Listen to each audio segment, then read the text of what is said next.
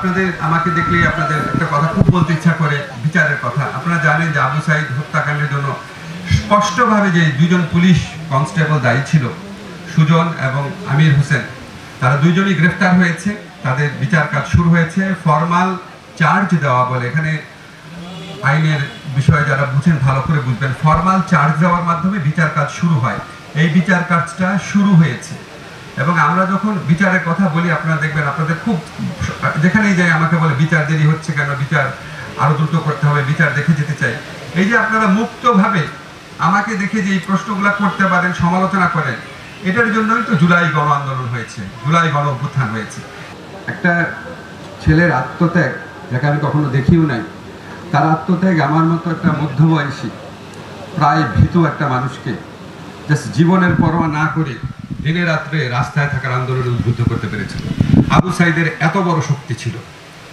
আমি যখন আবু সাইদের বিভিন্ন ফুটেজ দেখি, সরি আমি তার কথা বলতে হবে আমাকে, তার আদর্শের দিকটা দেখেন। 13 তারিখে উনি প্রথম একবার বলেছেন সম্মানের কথা। উনি শামসুজ্জোহা স্যারের কথা বলছিলেন, বলতে গিয়ে উনি বলেছেন যে একজন শামসুজ্জোহা হয়ে মরে যাওয়া অনেক সম্মানের, মরে যাওয়ার কথা বলেছেন।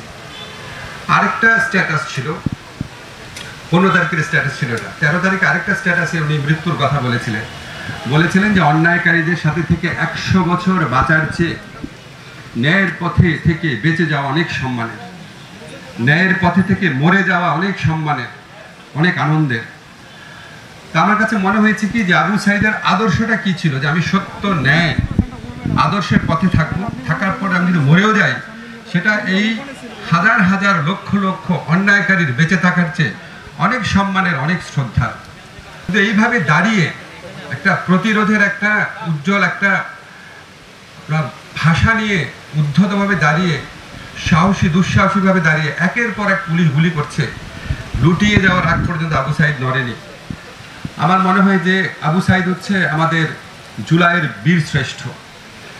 এত বড় বীরত্ব, এটা আমরা অনেক বছর লাগবে আমাদের রিয়ালাইজ করতে। আবু সাইদের সাথে সাথে অন্যান্য শহীদদের কথা আমাদের বলতে হবে।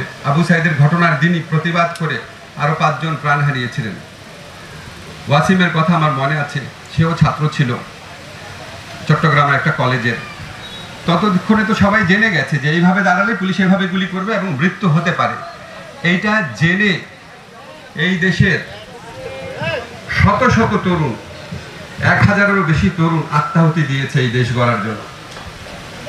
এত বড় আত্মদান যখন হয়, তারপর আমরা যখন এরকম দায়িত্ব নেই, আমাদের সত্যি মাঝে মাঝে মনে হয় এত বড় আত্মদানের প্রপার রেকগনিশন, প্রপার সম্মান করার সাধ্য কি আমাদের আছে?